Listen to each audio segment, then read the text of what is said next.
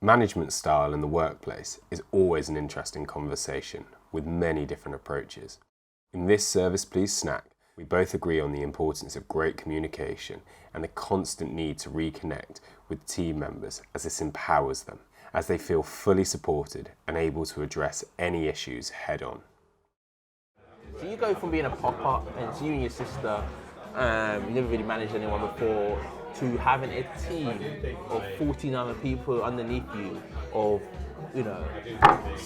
16 to mid-30s, some older, some younger, much younger than you, dynamics, personal issues through a pandemic. You got young people who never even worked before, who have no idea what a payslip is and what tax is. You know what I mean? Illnesses, people have got their kids. Man, it's been a lot. It's been a lot. And a lot of learning. And I think that links back to the point of, you talking about looking at business in a macro kind of view, and now you're in that granular kind of thing and understanding those individual moments which you think are so passing, but actually they are the defining things. If you don't have that conversation with someone about themselves or things like that, they might actually not want to continue to work with you for that amount of time or things like that. You hit the nail on their head, and What are we having? Do you like cheesecake?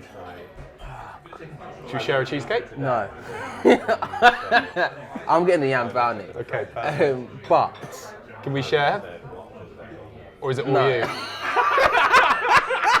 Can I have a little bite? You can have a bit, but you need to get your own dessert, man. Okay. No. If we went for the cheesecake and the yam brownie. Yeah, but I don't want a cheesecake. Okay. You can get the cheesecake, sorry. Okay. I really like it. Perfect, I'll have the cheesecake. You can have some of the brownie, but I'll... Thank you so much. I love that. When we started, we brought on a general manager and a head chef, and the plan was to leave them to do the management, and to leave them be autonomous. They wanted it, but things didn't go to plan in many ways. But then critically, was that because of the pandemic? Like, you opened in the 13th. Oh, it's for various reasons. Yeah. Individual quality, management stuff, just various reasons. Pandemic, new business, many reasons. It didn't go to plan. But critically, so what then happened is when you had that management, it was like, oh, there's a team issue, and we were like, oh, we'll speak to your manager about that, and then we will speak to them, and kind of had that kind of like that distance, but it didn't really work. And then the other thing was, I don't think I'm the boss. As much as I don't like that word, that's how my team see me. So if I say something, then they react in a certain way, good, bad, or indifferent. And I have to then be very careful about, what I say, what I don't not say, the conversations I don't have, the conversations I don't not have, because the hearing them out or the not hearing them out, is so important. And I said I didn't realize how important that people side of thing is. I put in a process. Here it is. Read it. No. I had a conversation 5 minutes before we started this with my team members, and that conversation was absolutely needed because he needed to be able to express himself.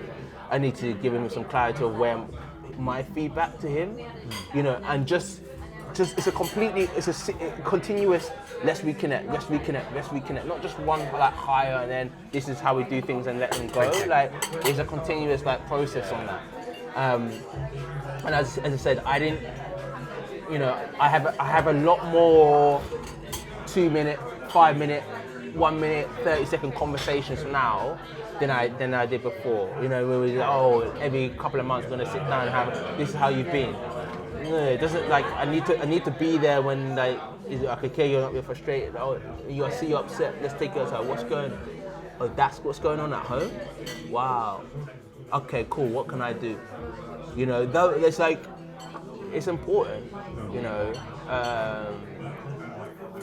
and ultimately, like, you know, we want to have your managers do that, and at some point you're going to be stepping away. But I think at least you're kind of trying to instill in the culture and environment of how I want people to be able to be approachable, and, you know. But like, yeah, we've got a big responsibility, you know, like. Yeah, I don't know. Like, and as I said before, I think a lot of people come into this workplace with trauma from other places in the industry, you know, and maybe don't feel they can be as open. And actually, and I know that because sometimes if people have been open, they're like, wow, they're literally in tears, and because they thought that had they been this open about what's going on in their lives, someone would use that against them. And I'm like, whoa, no. What we need to do is support, so that then you can maybe help yourself and help us do a better job. Yeah. You know. Yeah, so... And change that rhetoric about the hospitality industry, or to change the rhetoric and what they think is, you know, their selves. And I say that because there's a lot of places where it's not like that. But, you know, it's unfortunate people have been in certain places, or not even been in some places, heard certain stories of what they need to be. Like, oh, well, is my manager, so I can't speak out. It's like, oh, I don't really work like that. Like, yeah. You know, and it's what I mean. Look, you run a business. I think it's also find a balance. And running a business, as much. Thank you. No, you know, I care. Go on, have a little. Have a little Sure. Yeah, not really. I'm not. You know what I mean? In the spirit of hospitality and that, especially tapas sharing. Like, I'm not that convinced. I hope you enjoyed that snack from the full episode. If you could tell one other person about this podcast, or even use their phone to like, follow, and share, it would be much appreciated. You can also go one step further and become a patron of this podcast via www.serviceplease.io. Any monthly contributions will help amplify the voices of the hospitality and wider food industry, enabling more people to understand the innovations and daily struggles of one of the most dynamic sectors, and of course, the tastiest.